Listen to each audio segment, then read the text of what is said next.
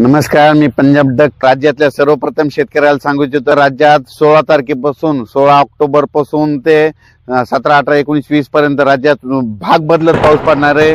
सर्वदूर काही पडणार नाही, म्हणून खास करून हा शेतकऱ्यांनी अंदाज लक्षात घ्यायचा. नसता शेतकऱ्याला वाटेल की हे सगळीकडे पडतो का काय, सगळीकडे नाही पडणार, काही भाग सोडून देईल. म्हणून ज्यांचा हरभरा पेरायचा असेल, ज्वारी पेरायची असेल, जर तुमची जमिनीतली ओल हडकत असेल तर तुम्ही तुमचं पेरणीचा निर्णय घेऊ शकता, तुम्ही पेरू शकता. म्हणून हे अंदाज लक्षात घ्यायचा.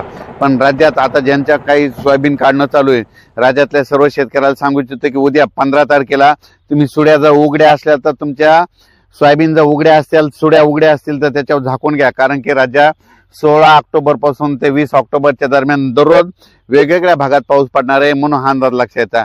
16 ऑक्टोबरला तो पाऊस काय होणार आहे, इकडे यवतमाळ जिल्हा, नांदेड जिल्हा, लातूर जिल्हा, परभणी जिल्हा, हिंगोली जिल्हा, धाराशिव जिल्हा, सोलापूर जिल्हा ह्या पट्ट्यामध्ये सुरुवात होणार आहे.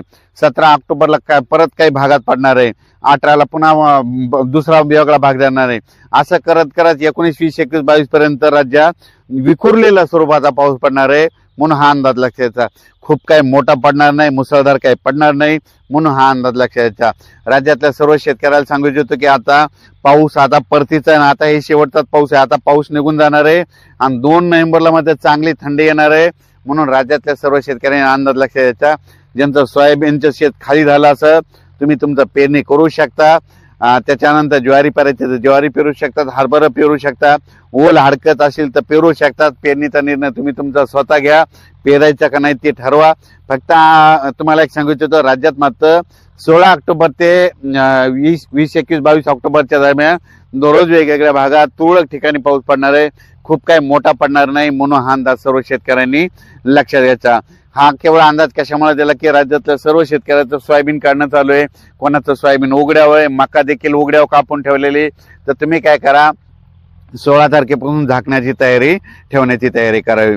परत काय झालं, आता कांद्याचे म्हणजे ते बी टाकणं चालू होतं. कांदेवाल्या शेतकऱ्याला सांगू इच्छितो की आता कांदा टाकण्यासाठी देखील पोषक वातावरण आहे. कारण की झाला आता पाऊस, आता हे शेवटचा आहे. शेवटचा पाऊस सगळीकडे जास्त पडत नसतो, फक्त विखुरलेल्या स्वरूपाचा पडतो. म्हणून हा अंदाज लक्षात घ्यायचा. राज्यात सर्व दूर नाही पाऊस, पण 16 ते ह्या 4-5 दिवस 16 तारखेपासून ते 20, 21 ऑक्टोबर पर्यंत दररोज वेगळ्या भागात पडणार आहे. म्हणून तुमचं कांद्याचं रोप टाकायचं तर ते देखील टाकू शकता. त्याच्यानंतर हरभरा देखील पेरू शकता, ज्वारी देखील पेरू शकता. त्याच्यानंतर शेत देखील दुरुस्त करा. त्याच्यानंतर सोयाबीन देखील तुम्ही काय करा, तुमच्या सुड्या उघड्या असतील तर ते देखील झाकून घ्या. म्हणून हा अंदाज लक्षात घ्यायचा. त्याच्यानंतर राज्यात काय होणार आहे, 2 नोव्हेंबरला थंडी देखील येणार आहे. म्हणून परत ते सांगायलो. म्हणून हे अंदाज लक्षात घ्यायचा. त्याच्यानंतर काय होणार आहे, दिवाळी झाल्याच्या नंतर राज्यात चांगली अशी खूप अशी धुराळे धुके देखील येणार आहे. दिवाळी झाल्याच्या नंतर देखील येणार आहे. मग आपणच समजून घ्यायचा की आता पाऊस आता निघून गेला. म्हणून हा अंदाज लक्षात घ्यायचा. त्याच्यानंतर थंडीची देखील चाहूल लागणार आहे. म्हणून हा अंदाज लक्षात घ्यायचा. ज्यांचं शेत हडकत असेल तर तुम्ही पेरणीचा निर्णय घ्या. म्हणून हे देखील सगळ्यांनी लक्षात घ्यायचं. आणि तुम्हाला एक सांगू इच्छितो की राज्यात पेरणी करत असताना, हरभरा पेरणी करत असताना, ज्वारी पेरणी करत असताना बियाण्याला काय करा, बुरशीनाशक लावा. कारण की ते पेरल्याच्या नंतर मर देखील लागत नाही. म्हणून हे सगळ्यांनी लक्षात घ्यायचं.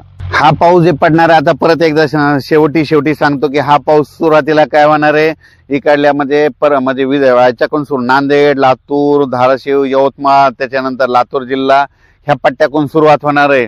त्याच्यानंतर ते पाऊस काय होणार आहे, पूर्व विदर्भ, पश्चिम विदर्भ, एक दिवस उत्तर महाराष्ट्र, पश्चिम महाराष्ट्र, त्याच्यानंतर असा वेगवेगळ्या भागात पूर्व विदर्भ, पश्चिम विदर्भ, दक्षिण महाराष्ट्र, उत्तर महाराष्ट्र, कोकणपट्टी, खानदेश दररोज वेगवेगळ्या भागात असं मुक्काम पकडणार आहे. सगळीकडे काही पडणार नाही, काही भाग सोडून देखील दे. म्हणून हा अंदाज लक्षात घ्यायचा. म्हणजे हा सर्व दूरचा पाऊस नाही, कारण की हा जाता जाता पाऊस येत असतो. म्हणून शेवटचा पाऊस आहे. जाता जाता भाग बदलत पाऊस पडणार आहे, सर्वदूर काही पडणार नाही. म्हणून हा तुम्ही तुमचा अंदाज सगळ्यांनी लक्षात घ्यायचा. अचानक वातावरणात झाला तर परत एक उद्याच्याला मेसेज दिला जाईल. धन्यवाद.